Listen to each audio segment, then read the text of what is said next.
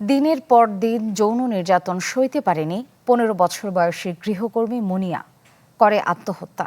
হয় অপমৃত্যু মামলা, যার তদন্তে গৃহকর্তার জড়িত থাকার প্রমাণ মেলে।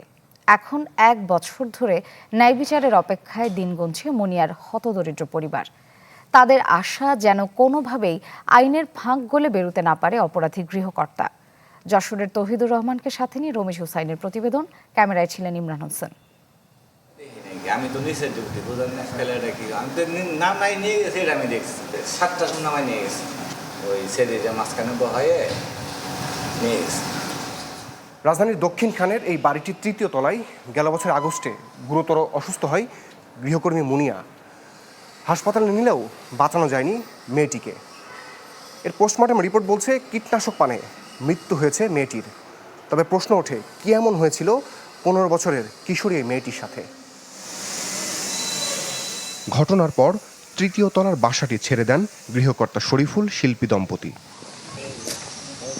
মুনিয়ার মৃত্যুর বিষয় জানতে যশোরের শার্শায় মুনিয়ার পরিবারের সাথে কথা বলে চ্যানেল 24। তারা জানান, ৩ বছর ধরে একই গ্রামের গার্মেন্টস ব্যবসায়ী শরীফুলের বাসায় কাজ করত মুনিয়া। শেষ দিকে বাড়িতে এলে ঢাকায় ফিরতে চাইতেন না মেয়েটা। এরপর ১৯ আগস্ট গৃহকর্তার কাছ থেকে খবর পেয়ে ঢাকায় গিয়ে মেয়েকে মৃত হিসেবে পান তারা। আমার মেয়েও সেদিনকে ভালি বুলি পাটি পুটি মেয়েটা নিয়ে গেলে, সে মেয়ে মারা গেলে কেরাম। আমার ছেলের কাছে ইমোয় সে রেকর্ডিং পর্যন্ত পাঠাইছে, ভাইয়া তুমি ফোন তোলো। মানে কোনো ঘটনা হওয়ার পরে সে বলতে চেয়েছে, যে ও আমাদের বলার চেষ্টা করেছে, সেসব মনে করেন ওরা মেরে ফেলেছে। যে মুনিয়া অসুস্থ, তুমি ঢাকায় এসো। আমি বলছি, মুনিয়ার কি হয়েছে? জ্বর হয়েছে না ঠান্ডা লেগেছে?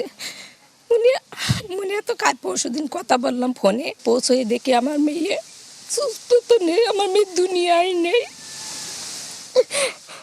মুনিয়ার পোস্টমর্টেম রিপোর্টে ছিল ধর্ষণের আলামত। মরদেহ থেকে সংগ্রহ করা ভ্যাজাইনাল সোয়াবের ডিএনএ টেস্টে পাওয়া যায় পুরুষের শুক্রাণু। নগদ নিয়ে এলো হার নামানা হার অফার। সর্বনিম্ন ১০,০০০ টাকা রেমিটেন্স নগদে পাঠালে থাকছে স্বর্ণের হার জেতার সুযোগ। তদন্ত কর্মকর্তার সন্দেহ থেকে পরীক্ষা করা হয় গৃহকর্তার ডিএনএ প্রোফাইল। চ্যানেল 24-এর হাতে আসা রিপোর্টে মুনিয়ার শরীর থেকে পাওয়া শুক্রাণু নমুনার সাথে পুরোপুরি মিল পাওয়া যায় গৃহকর্তার ডিএনএর। এরই মধ্যে ঢাকার চিফ মেট্রোপলিটন ম্যাজিস্ট্রেট আদালতে গৃহকর্তা শরীফুলকে অভিযুক্ত করে প্রতিবেদন দিয়েছে তদন্ত কর্মকর্তা, যাতে উঠে আসে শিশুটির উপর বিভিন্ন সময় যৌন নির্যাতনের তথ্য। শরীফুলের প্রতি ক্ষোভ আর ধর্ষণের বিষয়টি জানাজানি হওয়ার শঙ্কায় আত্মহত্যার পথ বেছে নেয় মেয়েটি। মৃত্যুর ঘটনা ভিন্ন খাতে নেওয়ার চেষ্টা করেন গৃহকর্তা শরীফুল। শরীফুলরা এমন কায়দায় করেছে, মানে হাসপাতালে সব ওদের। আমার মেয়ের লাশের ওই অ্যাম্বুলেন্সের থেকে গদখালি লেবে গেছে, গদখালি লেবে যেয়ে গদখালির থেকে 2 জন নিয়ে এসেছে, ওর নাকি কি মামা শ্বশুর না চাচা শ্বশুর। আমরা শুনি যে তারা মাস্তান। তাদের এই নিয়ে মনে করেন শার্শা থানা আমাদের ফাঁড়ি একেবারে কাঁপায় ফেলায়, মানে আমাদের কথা আর কেউ শুনছে না। একটা গরিব সন্তানের নিয়ে কিভাবে তার সাথে বেইমানি করলো, আমি কি বলি, তার জাহানের দিকে যার নজর দিই, তার ক্ষতি করি, তার মেরে ফেলি, তার কি বুক কাঁপিনি। ধর্ষণের প্রাথমিক সত্যতা মেলায় অভিযুক্ত শরীফুল এখন কারাগারে। মুনিয়ার বাবা মায়ের চাওয়া, আইনের ফাঁক গলিয়ে যেন পার পেয়ে না যায় আসামি। আমার মেয়ের সাথে যা হয়েছে, এরম এর যদি বিচার সঠিক না হয়, তা 1000 মেয়েটার সাথে এরম হবে, 1000 মা বাপের বুক খালি হয়ে যাবে। আমি একটু বিচারই চাই, স্যার। রমেশ হুসাইন, চ্যানেল 24, ঢাকা। আমি জানি